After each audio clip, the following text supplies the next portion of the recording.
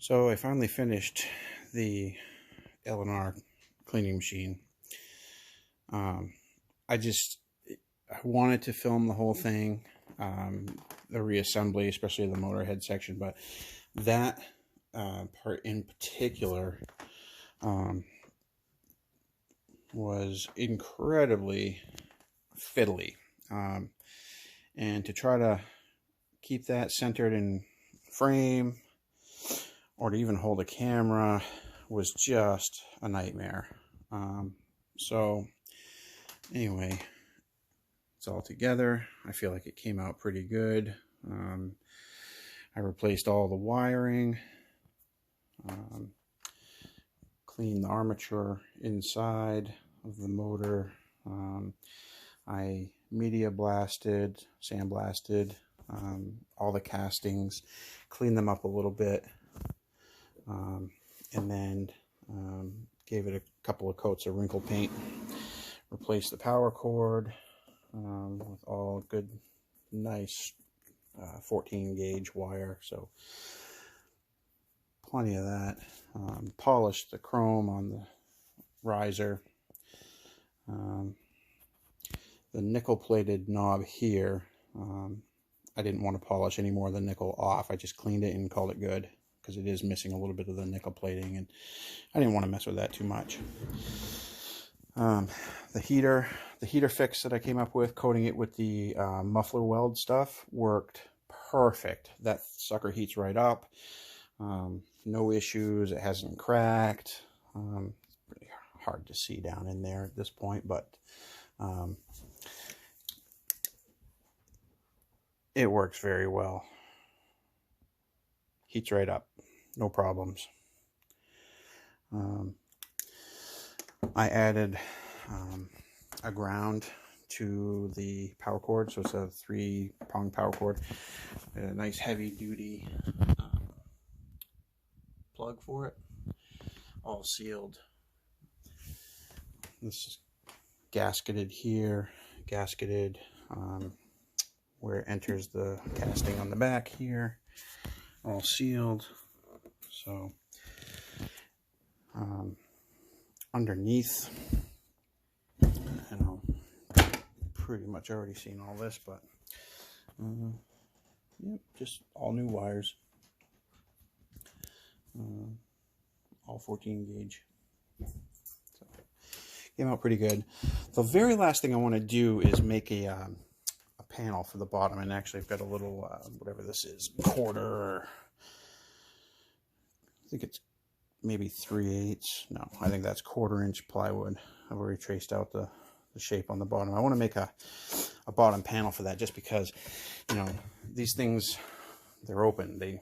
Right now there's, you know, open live circuits under there, which, you know, somebody would stick their fingers under there could potentially have a bad day. We don't want that. Jars came up good. The lids were all rusted. I actually used Evapo-Rust, soaked them in Evapo-Rust, and then used the Birchwood Cassie Gun Blue, Super Blue on them, and so they're pretty black now. It came out nice.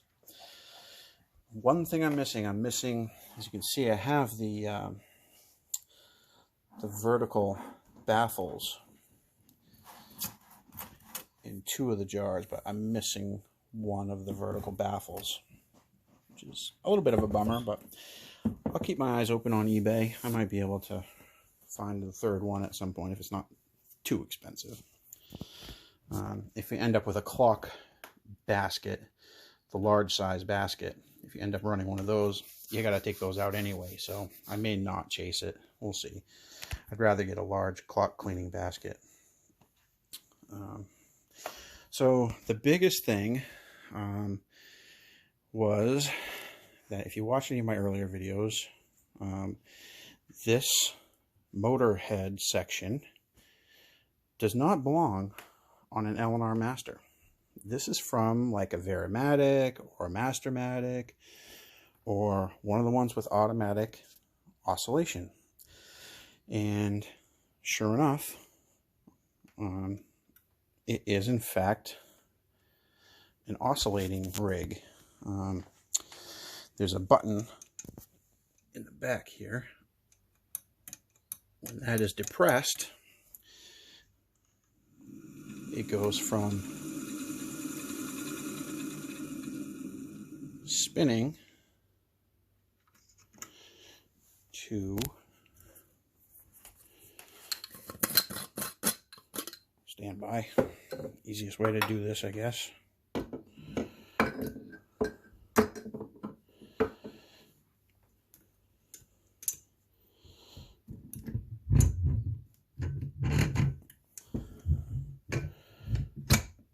One-handed procedure. Not recommended. All right. Now, if we look inside that jar,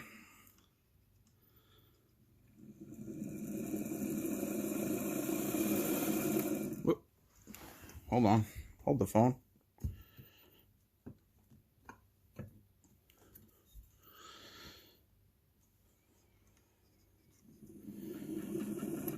There we go. I didn't have it pushed down far enough. Back and forth.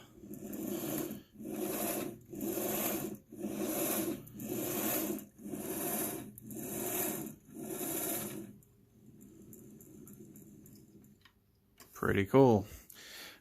Heater, there's the light, replace that. That bulb, holy mackerel, that bulb cost me 20 bucks.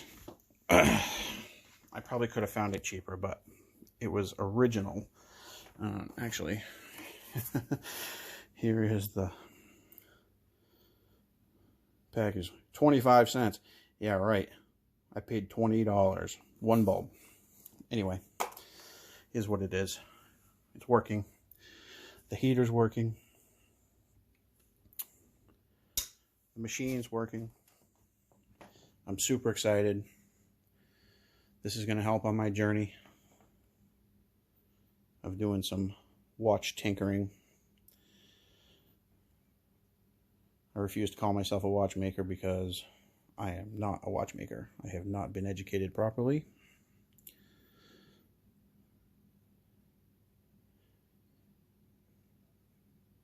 I may slip sometime, but I am not a watchmaker. But I am excited. Okay.